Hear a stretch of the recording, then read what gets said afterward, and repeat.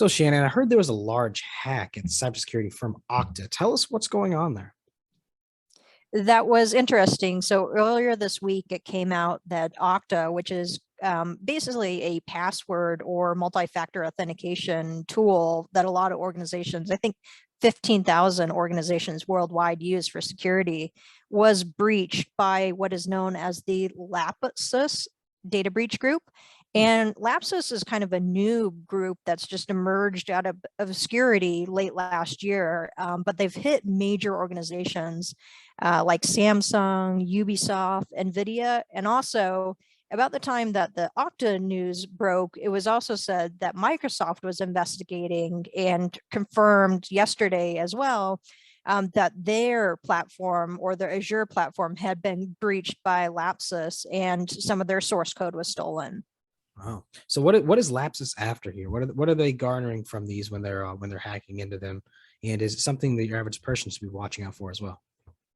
Well, I guess one of the dangers of what Lapsus is doing is that they're not necessarily stealing like the typical information that's stolen during data breaches, where if it's like a healthcare provider, it's like people's personal information that Mhm. could be used for identity theft. But rather, this group is particularly going after source code, which means that they could possibly use it or sell it for what's known as supply chain attacks. So if we look to what happened with SolarWinds and that attack of just basically compromising an organization and inserting code into that company's code, gives an in into possibly all the customers of that organization. So like I said, Okta has about 15,000 clients worldwide. And that's why so many people were really, I guess, a lot of IT professionals had this flashback to SolarWinds and the possible ramifications of what that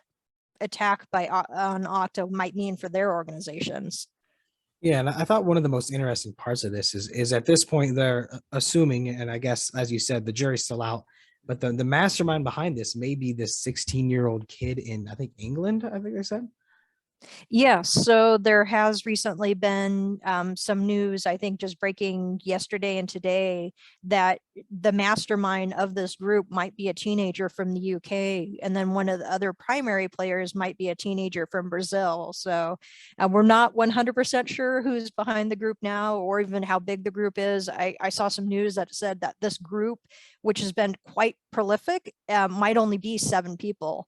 Wow. But if you look at the organizations that they've hit, they're like massive technology companies. So they've used a variety of different techniques, either using compromised credentials is what Microsoft is attributing the hack to, as or I believe with Okta, they're kind of report now is saying that somebody got into through remote desktop to a support employee's or a support contractor's laptop and was able to access Okta's system basically through this third party technical support contractor. Yeah, it's definitely shaping up to be a rather crazy story. And I mean, people get in all sorts of trouble as teenagers. Don't really expect them to hack multi-billion-dollar companies, but that seems to be what these ones decided to get into. So we'll see what comes of it if this turns out to be true or not. And if so, they'll probably get their own Netflix series or something, as I had said. That's possible. Absolutely. But we'll see. But Shannon, once again, thank you for coming on and thank you for your insight. And thank you everybody for watching. Send in over any questions if you have them. And Shannon, have a wonderful day. Thanks. You too, Michael.